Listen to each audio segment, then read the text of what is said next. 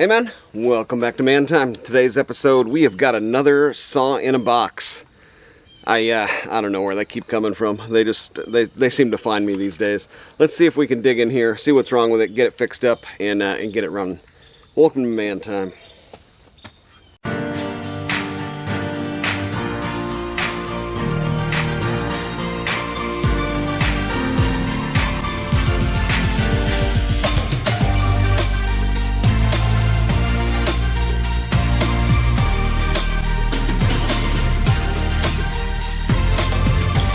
Man, I love living in Texas. T-shirt weather, December. Oh, God. Can't ask for much more than that. But, yeah, I've got a buddy that sold me another saw in a box, and then he called me up and said, man, I got another saw in a box. You wouldn't happen to want it, which, I'm like, I don't know, man. I'm kind of full up on saws, but this is one that I've wanted for a while. And this is one that... is a direct competitor to a clone 200T, the 194T, right? The price on this one with a bar and chain comes in right about $450, something like that, $475, just under $500. So I have actually spent more on my 200T than if I would have just got this one new. So this one isn't in too bad a shape, but it doesn't run. There's something pretty wrong with it.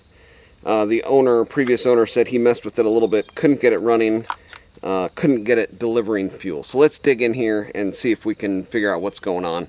I'll get it all blown off and then we can get in on the bench here and take a hard look at it and see if we can't diagnose what's going on. Here's what we got. It looks like the previous owner, he said it wasn't fueling. Doesn't look like anything's been done to the spark plug, but this is the condition, that I got it in. Let's hook up the carb and the primer bulb. Let's see, it's going to be short suck, so it's going to be sucking from the carb. So let's hook this up like that. And this looks like it goes down here, so this hose looks like it would have originally went down there, and it looks like this one kind of sticks in to this plastic housing here, and then the impulse is down here. So this would be the impulse, this would be fuel in. So let's hook that up, and then hook up, let's see, this one to this one.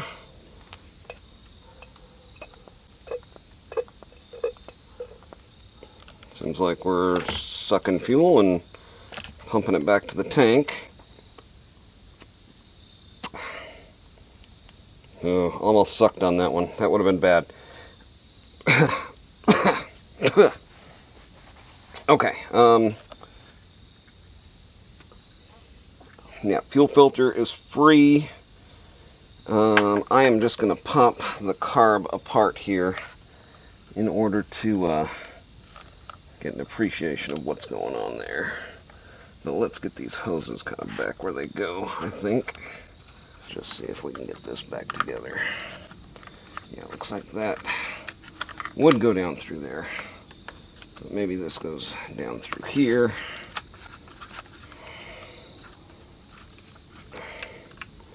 Yeah, and then so this is gonna go, let's see here. Let's just get everything kind of back to square one here.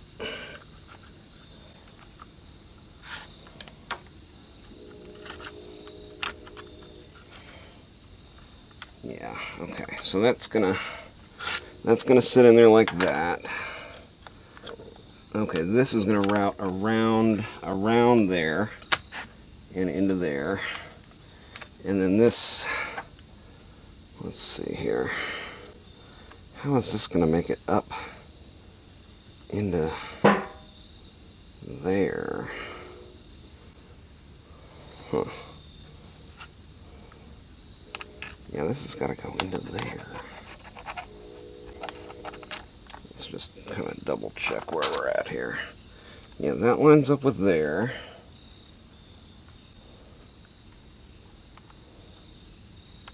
Are we sure that didn't go to there?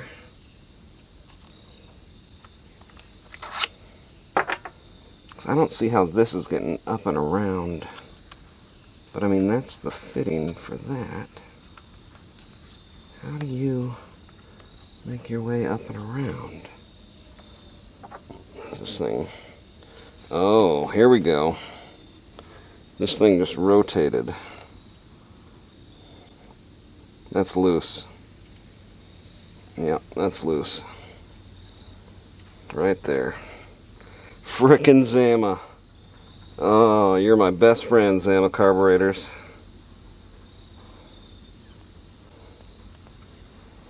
You know what? I think I can just push that in, just like Zama did.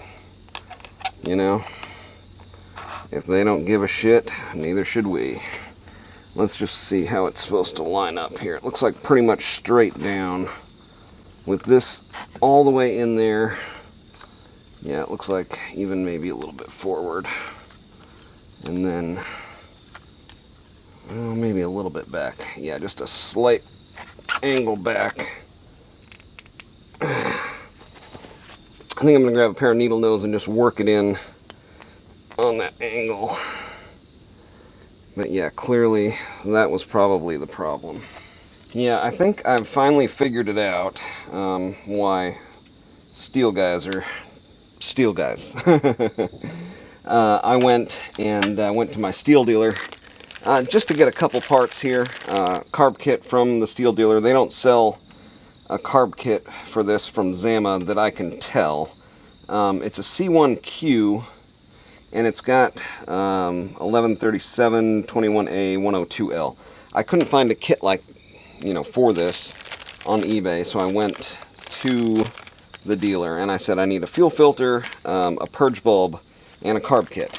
And if you can believe this, the total was $50 freaking dollars. So if I were a Stihl owner and I got that bill every time I just needed to do routine maintenance, I would believe that every other saw was inferior to my saw, which is so much to do just routine maintenance on. If this saw is that much to do routine maintenance on, I would have to assume that it is better than all the other saws that take, you know, a quarter of the price to do the routine maintenance on. I think that's it. If, you know, down there below, if you think I'm onto something there, but let me blow this out and then we'll just put it back together, because all these gaskets and everything look pliable and good and everything. So I think I have got all of the hoses, you know, where they're supposed to be. I've got the carb settings right in between high and low, and it doesn't look like the idle has ever been adjusted on this one. So I'm going to leave it where it's at. This one has an insert here, but yeah, the problem I think is right there with, you know, Zama. That little Zama China right there is our main problem on this one, as per usual. Used to seeing that on these Stihls. You guys with these Stihls should know better by now. I'm surprised they can put Made in USA on this thing. Really surprised. But there we go. That's in there. And I think I got that angled just right where, yeah, it looks like that's probably going to be fine. Yeah. Looks like that'll do the pumping for us. Now, if I don't have all the hardware, we are going to be really in for it, aren't we? Because I didn't see everything that I need in here. When you get a saw in a box, sometimes you don't have everything you need. Yeah, I've only got one of these. I ended up buying a new purge bulb, but that purge bulb seems fine, and the filter seems fine. So, and the carb seems fine. So $50 spent for nothing. Yeah, I don't know how any of this goes back together, so we'll just kind of figure it out here. Yeah, that looks good. Why is that? See, there was a long wood screw in here. I don't think that does anything, but maybe. Does it go down? No. No. Can't go down there, can it? Yeah, so right here, Stihl printed right on there. That doesn't seem right. It's gotta go on here though, right?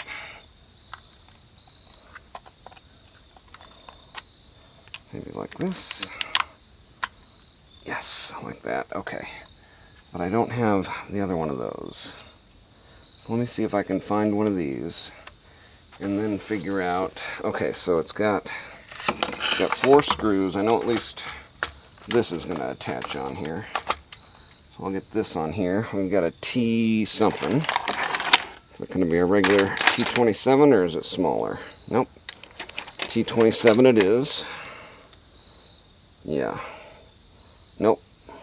T25? T27. Yeah, T27. T27 fits. Okay, so I think I'm just missing that. And I could have got away with this saw for just what I paid for it, which wasn't very much. Thank you to my subscriber out there. Appreciate it, man. I got updates. So, thanks again to the Neotech set. If you work on Stihl chainsaws and don't have this, man, make sure to get one. BO7KCFJP1H. Got this off of Amazon. Neotech, it's just basic spare parts kit. Had that carb nut in the kit there, so.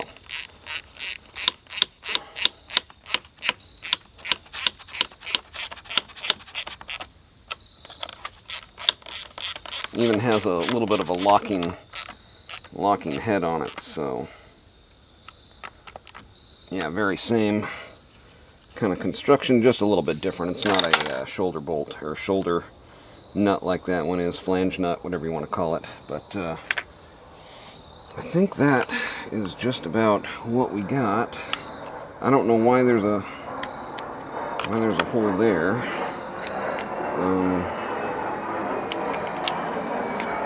But yeah, let's just, I guess, see if it'll start. Oh, I like that. Nice. Clip in. Cool. Even had, yeah, that on there. I may not have had to do very much of anything to this saw. The guy at the Stihl dealer did almost recommend that I just buy a new carb. The kit was a ways out, so, you know, I didn't actually have a chance to buy the kit, you know, so let's see, this needs to go forward. Yeah, that's in, that's in, that's in, that's in. I think I'm there, so we can give it a shot, try to start it. Leave it. Expectations are still low at this point.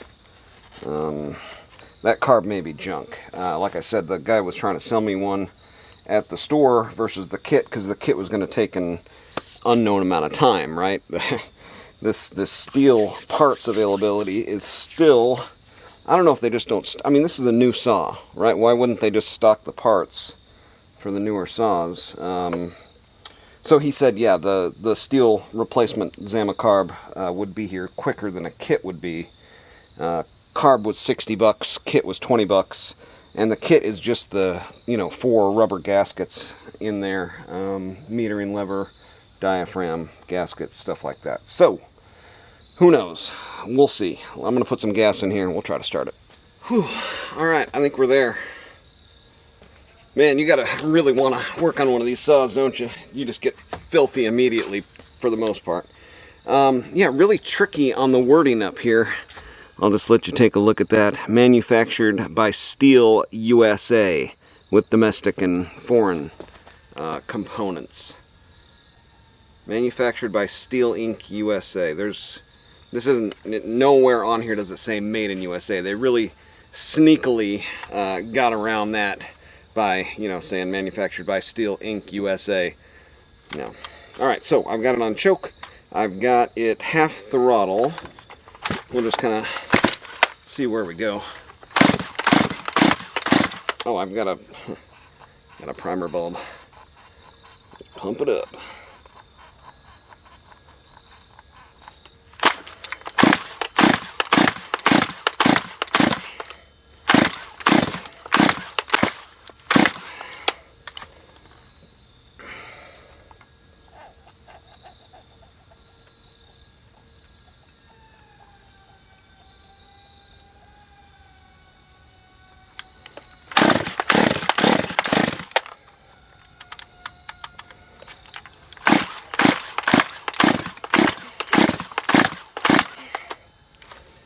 Well, it may be spark, or it may be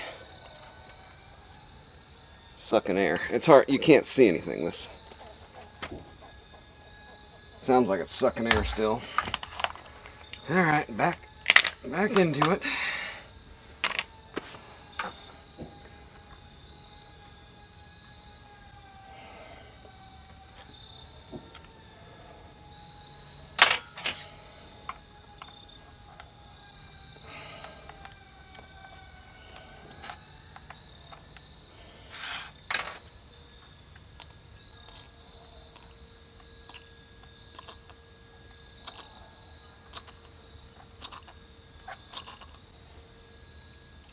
Yeah, I mean, I can hear it sucking air or something.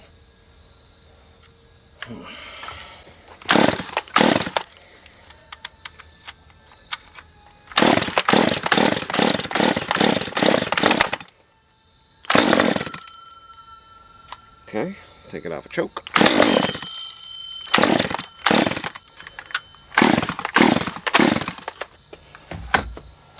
Alright, let's go all the way rich and low, and we'll go rich on high too, I guess. It's popping, so I know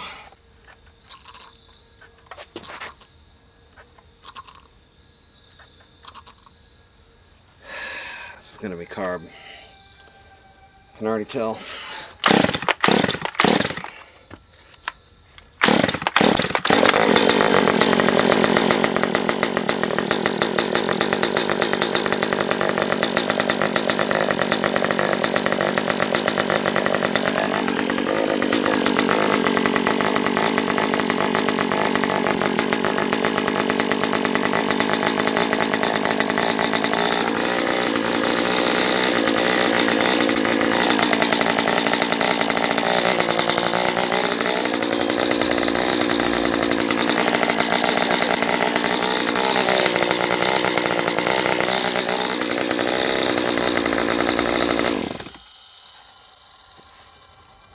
We have a little oversight on my part.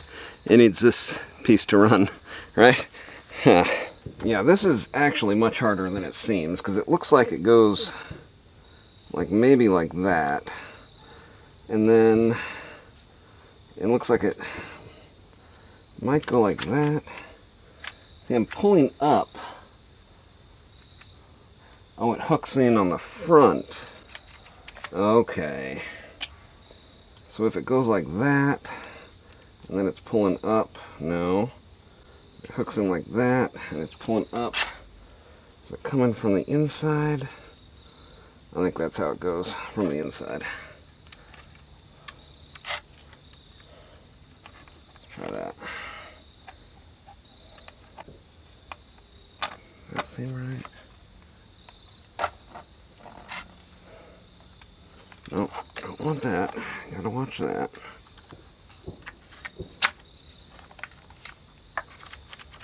Yeah, that's how it goes. You guys see that? So it's got the big end up top here, little end on the bottom.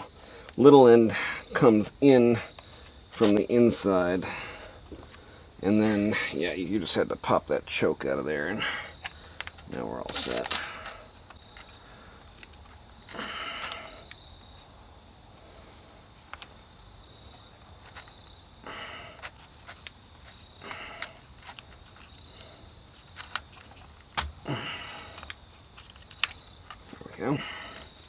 Okay, spilled a lot of gas, but we are going to move forward with the process here. Everything else seems to be back to good-ish.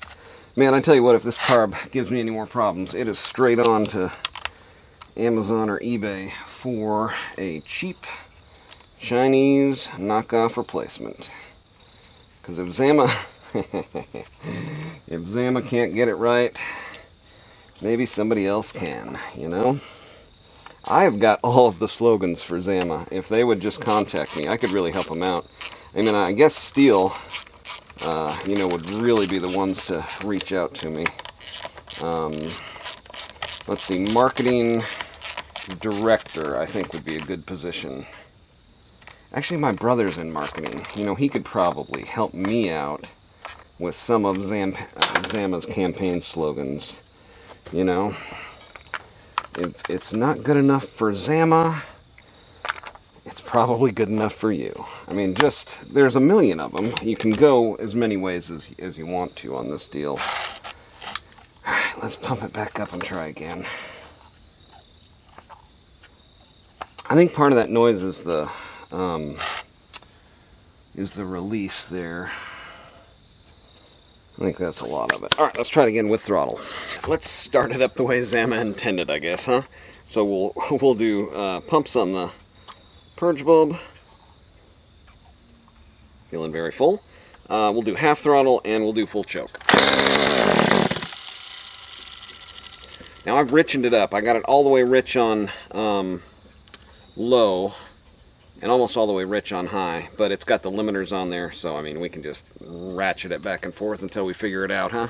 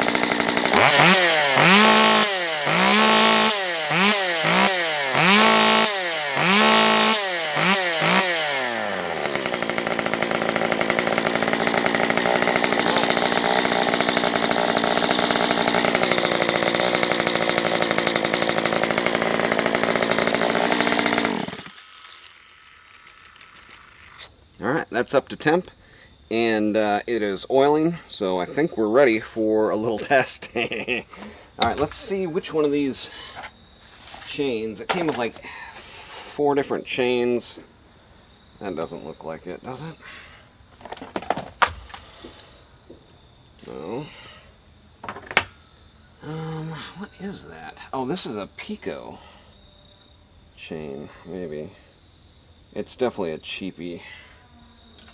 Yeah, that one's a cheapie. This might be it.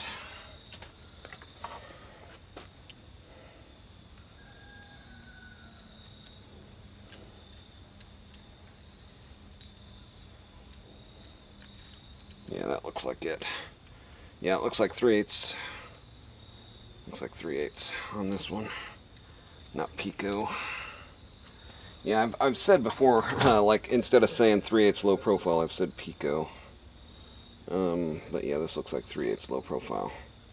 And then there's a little spot here that's spray painted, but I think we'll be okay. And it looks like it was sharpened. Fine.